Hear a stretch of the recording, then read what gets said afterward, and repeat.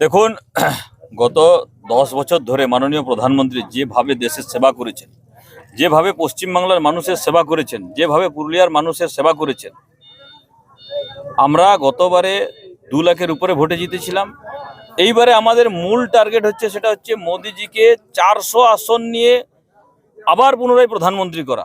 পুরুলিয়ার মানুষ, এখানে আমি প্রার্থী, এটা ফ্যাক্টর নয়, প্রার্থী হচ্ছেন মোদিজি। 3.5 লাখ ভোটে মোদিজিকে পুরুলিয়ার মানুষ জিতিয়ে আবার দিল্লি এতে লোকসভার সদস্য বানাবে। নাম বল, নাম আগুটা থেকে হাঁটু নাম বল, নামটা বল,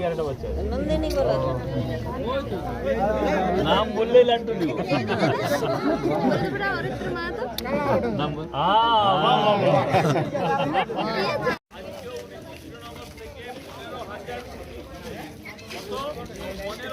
তার মধ্যে 11,500 পুরুলিয়ার যুদ্ধে দিয়েছে।